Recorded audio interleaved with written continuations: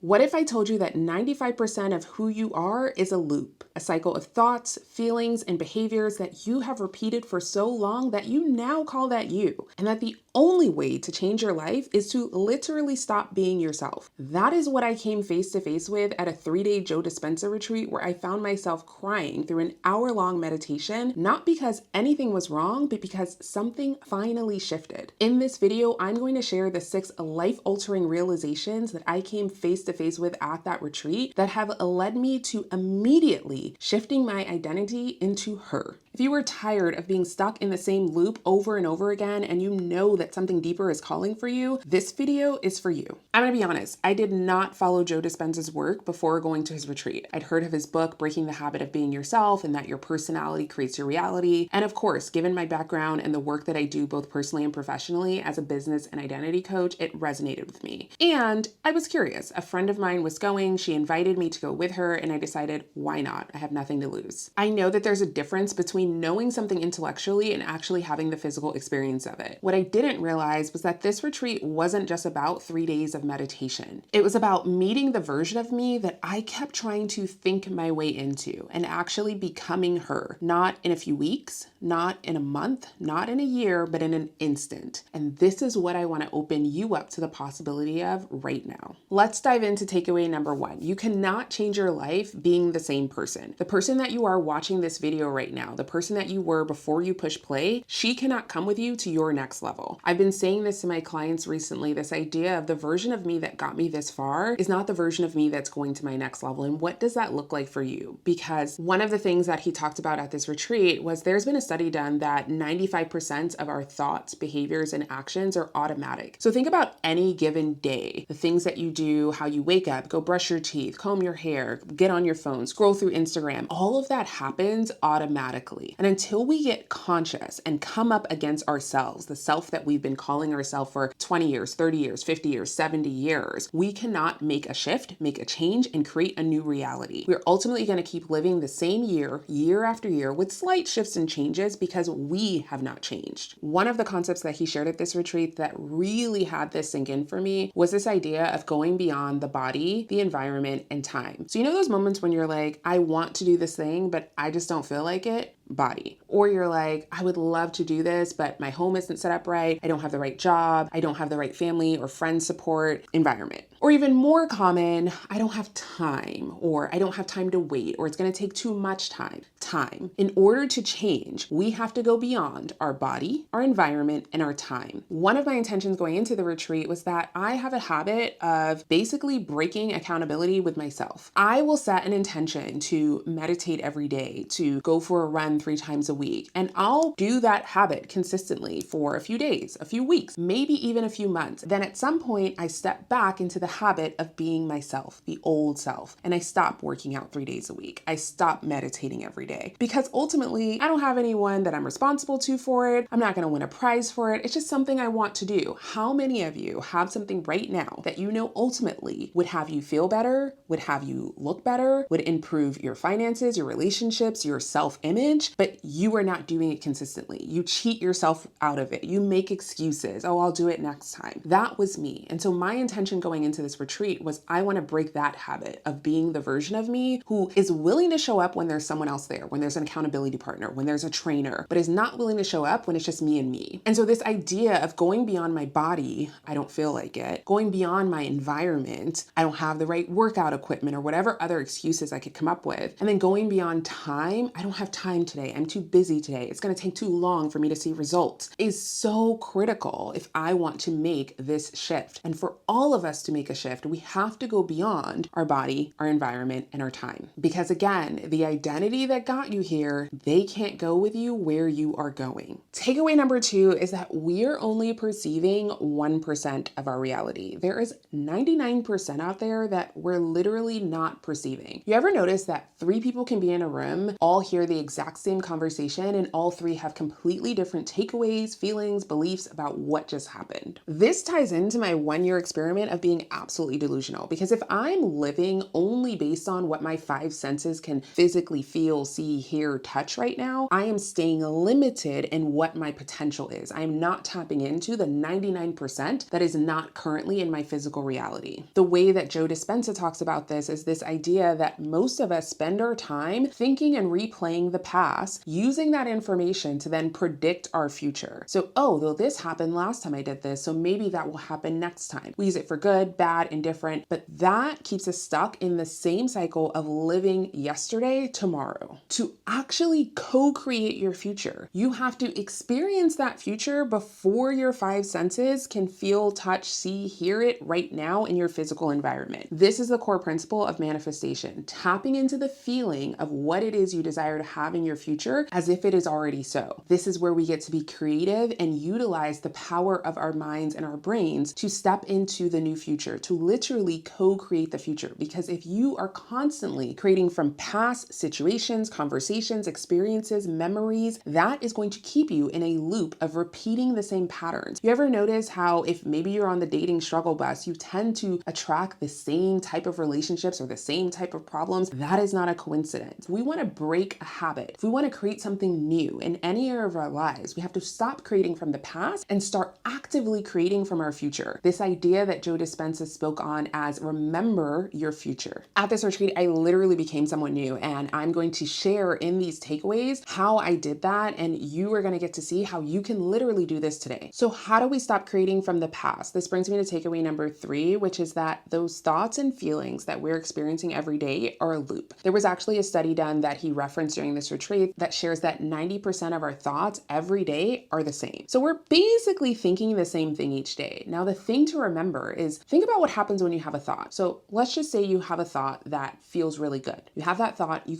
feel a feeling in your body. You might feel excitement, you might feel joy, you might feel peace, ease, abundance, and then that creates a new thought that again is an amplification of that positive feeling. And then you have another feeling that is an amplification of that positive thought. Now imagine what happens every time you're having a negative thought, a low vibrational thought. I'm not good enough. It's never going to work. I don't know how. I'm not capable. I don't have the money for that. That creates a feeling of lack, a feeling of not being good enough, a feeling of shame, of guilt, of fear. And then we create another thought that amplifies that feeling. And then we create another feeling that amplifies that thought. And we keep going through this endless loop. Even as you're watching this video, I would encourage you to pay attention to what are the thoughts you're thinking and what are the feelings that thought is evoking in your body. But here's the thing that we forget. We can choose our thoughts regardless of what's going on outside of us that we do not have control over. We have control of what's happening up here. We want to be actively creating that loop and that cycle of thought to feeling in a way that is actually empowering. We have to choose thoughts that create feelings that align with thoughts of what we actually desire. Because if you want a different future, if you want a different life, literally by the end of this video, you have to choose different thoughts. By choosing different thoughts, you are now creating different feelings. By creating different feelings, you are changing your state of being. Your state of being is simply a collection of your thoughts and feelings. And so the identity that you hold right now is rooted in thoughts that become feelings, that become beliefs, that become behaviors and actions and habits that then create our personality, that then creates, as Joe Dispenza shares, our personal reality. And so if we want to be the conscious co-creator of that and shift something, create a new state of being, we have to interrupt that loop cycle. Takeaway number 4 is something that I've shared about in my mirror work scripting videos. Every video that I've shared on this channel is that whatever we desire to create, whatever we desire to manifest, there is the tangible aspects of that thing and there's the emotion or feeling we believe that thing will provide. I personally believe that what we're truly after is the emotion we think the thing is going to give us. We have to have both. You cannot just be focused on, I want to have a full-time business that makes $300,000 a year, that has this many clients, that allows me to fly all over the world, without focusing on what you believe attaining, having, doing those things right now in this moment would have you feel. And the combined energy of both of those is what accelerates the manifestation. At this retreat, we practice having a clear intention, so a clear intention of what it is that we desire to create in our lives with an elevated emotion. What is the emotion we desire to feel and experience as a result of that intention? And combining those together was one of the most powerful meditations that I've ever experienced. I really really encourage you to start pairing these together. You can do this while you're washing the dishes, while you're driving your car. You can feel love, support, joy, abundance. You can visualize yourself in the scene of whatever the clear intention is that you desire to create or manifest in your life. Which brings me to takeaway number 5, which is that the unknown is where creation lives. So as I shared before, if we are living from our past experiences and using that to predict our future, we are basically living in the known past, or as Joe Dispenza calls it, the known future. To break that pattern, we have to create something unknown. I gave the example recently of what if instead of getting out the bed, going to brush your teeth, take a shower, looking at the latest Instagram post, looking at your emails, going to the kitchen, making a cup of coffee, that you broke the pattern of thoughts that you have every morning, that again, 90% of them are the same, and you went outside and went for a walk for 2 minutes at 7 a.m. Your body would be like, oh, who's that? I don't know this person. What's happening? Where are we going? How long are we going to stay for? And it can happen in these simple micro moments of unknown. One of the meditations, and this was the one that literally brought me to tears, was about sitting in the unknown. And for an hour, we were sitting in an unknown where we were not thinking about the past. We were not predicting the future. We were allowing whatever was going to come up to come up. And I was having some very vivid visualizations and imagery that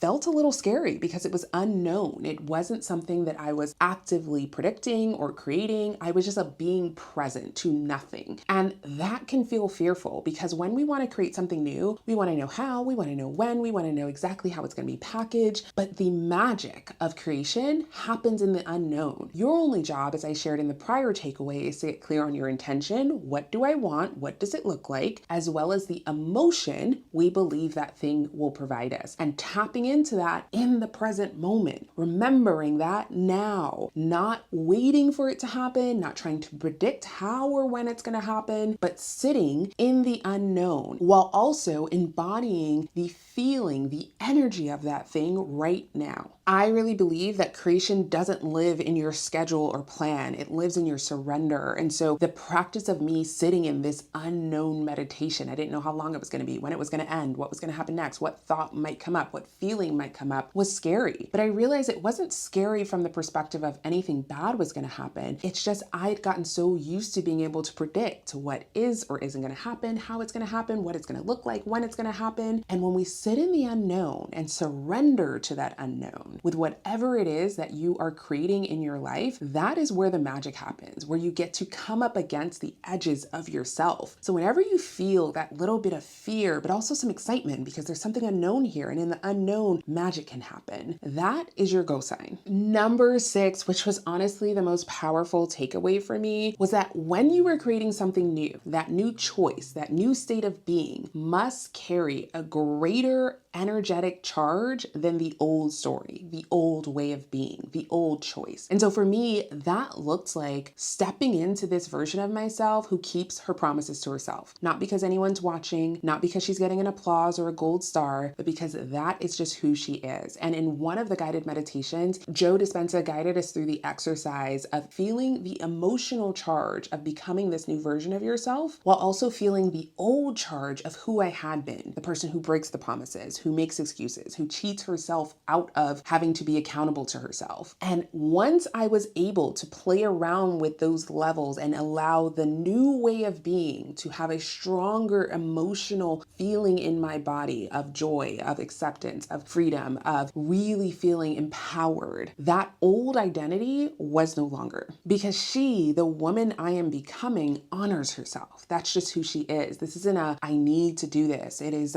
this is just who I am. And in that moment, I let the energy of that choice outweigh the old story, the old way of being, the old patterns, beliefs, and behaviors that allowed me to not show up for myself. One of the ways that I really wanted to do this was meditation every single day. And listen, I have tried to do this before, of every single day meditation, and I've not gotten very far. But since the retreat, every day, without question, I do it. I go beyond my body, I go beyond my environment, and I go beyond time, because because it's just who I am. I truly believe that going through that experience of allowing the charge of my energy behind this new identity be stronger than the old beliefs, patterns, and behaviors of my old identity is the thing that literally changed me in an instant. In that 1 hour meditation, I became someone new. I don't even remember the old version of me who would talk her way out of it. And I will be honest, there are absolutely days where it does feel like I don't have time, where it doesn't feel like I want to do it, but it's almost automatic. I'm doing it anyway. It doesn't even matter. I don't have to convince myself. I don't have to hype myself up. I'm not doing it because anyone's checking on it. No one's going to know if I miss a day. I'm doing it because it's who I am, not what I'm doing, not how I'm behaving, not a habit that I'm trying on. It is literally a core part of my identity. And now that I've done this for something like meditation, I know that I can do it for anything else I desire in my life. And I know that it's capable for you as well. So I'd love for you to think of, what is that thing, that identity shift that you are being called to, that you are stepping into? Again, for me, it was showing up for myself even when no one's watching. I know that for me to go to my next level, that old version who made excuses could not come with me. I made a commitment to shift on that level of my identity, because the habits and patterns and the meditation or the mirror work or the running, all of that is the extra. It's about the core identity I'm holding while I'm doing those things. So while I'm meditating every day, I am someone that keeps her word to herself, who knows that she wants to meditate every day. And so she's just going to do it. It doesn't matter how I feel. It doesn't matter who is or isn't around me. It doesn't matter how much time I do or don't have. I've done meditations in the car. I've done meditations at midnight at night when I'm really tired and want to go to sleep, because it's who I am now. So I'd love to hear from you in the comments. What is that one identity shift that you know could be the domino effect for everything else you want to create in your life, for becoming her? This is the work, and it's exactly why I created the Shift community. And I've loved seeing so many of you join us in the community, because it's not just about a practice of mirror work or scripting or meditation. All of those are practices and they're great, but the core of the identity, of shifting into the identity of the you that's already on the other side, of the you that when you talk about future you, that gets to be you right now. And in the Shift, we give you the space, the support, the accountability to step into that version of you, to get clear on what that version of you looks like, feels like, and have the space to practice and embody it. I would love to see you inside. Join us this month and save $15 off your first month by using the code linked in my description. And I would love to hear from you in the comments. Which part of what I shared today really spoke to you? Anything that you are letting go of, shifting into, and what you are willing to do moving forward. I cannot wait to see you on the next video, and thank you as always.